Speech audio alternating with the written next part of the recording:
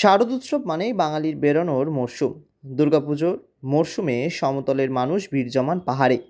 কেউ যান দার্জিলিং, কেউ বা কার্শিয়াং, কালিম্পং। ঠান্ডা হাওয়া আর কুয়াশার স্বপ্নে ব্যাগ গুছিয়ে সোয়েটার মাফলার নিয়েই রওনা হন সকলে। কিন্তু এবারের অভিজ্ঞতা যেন একেবারেই অন্যরকম। পাহাড়ে গিয়ে ঠান্ডা নয়, বরং গরমেই হাঁসফাঁস করতে হচ্ছে পর্যটক ও স্থানীয়দের। কালিম্পংয়ের হোটেলগুলিতে এখন এয়ার কন্ডিশনার পর্যন্ত চালাতে হচ্ছে, যা আগে অকল্পনীয় ছিল। হোটেল মালিকদের কথায় পর্যটকেরা অভিযোগ করছেন, ফ্যান চালিয়েও গরম কমছে না, তাই অনেক হোটেলেই এখন এসি লাগানো হচ্ছে।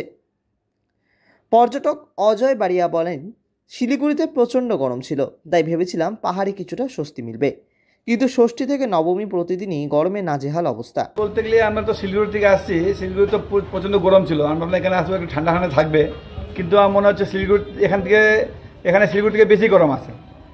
এটা জাস্ট আনএক্সপেক্টেড গরম এখানে আছে আর কি। আমরা তো জাস্ট রিল্যাক্স করতে আসলাম, দেখলাম না আমাদের শিলিগুড়িটাই ভালো ছিল মনে হয়।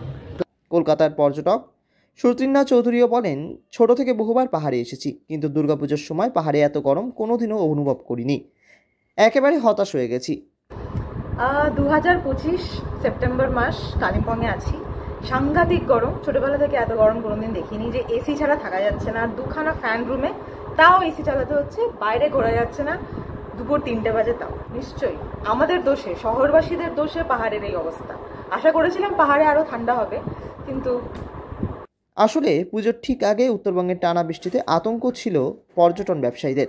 অনবরত বৃষ্টিতে আশঙ্কা হচ্ছিল এই মরশুমে হয়তো পাহাড় ফাঁকাই থাকবে, কিন্তু ষষ্ঠী থেকে আবহাওয়া হঠাৎ বদলে যায়। ঝলমলে আকাশ, বৃষ্টির ভয় নেই, ফলে পর্যটকে ভিড় জমল পাহাড়ি শহরগুলিতে।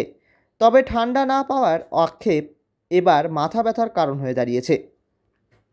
কালিম্পংয়ের এক হোটেল মালিকের কথায়, গত কয়েক বছর ধরেই দেখছি পাহাড়ে ধীরে ধীরে গরম বাড়ছে। পুজোর মরশুমেও ফ্যান চালাতে হচ্ছে, এবার তো এসিও চালাতে হচ্ছে। আবহাওয়া আর আগের মতো নেই।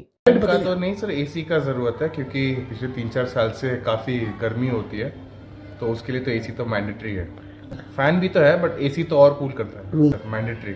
ग्लोबलाइजेशन, ग्लोबल वेदर के लिए, ग्लोबल वार्मिंग के लिए, उसके लिए तो करना पड़ता है सर एसी। फैन भी ज़रूरत है, एसी भी ज़रूरत है सर। ग्लोबल वार्मिंग चल रहा है सर, हर जगह तो चाहिए है अभी। স্থানীয় বাসিন্দা শর্মিলা লেপচা জানালেন, গ্লোবাল ওয়ার্মিংয়ের প্রভাব পাহাড়েও পড়েছে।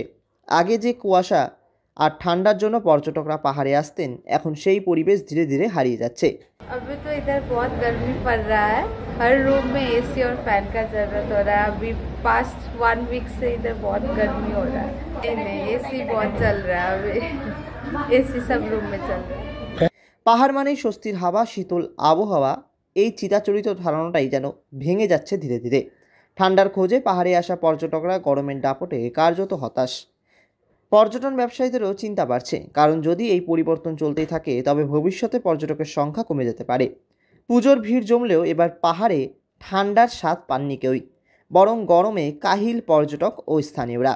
বিশেষজ্ঞদের মতে এটাই গ্লোবাল ওয়ার্মিংয়ের প্রভাব।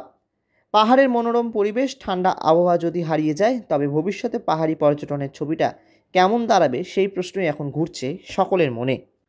দার্জিলিং থেকে ঋত্বিক ভট্টাচার্যের রিপোর্ট, লোকাল 18 বাংলা।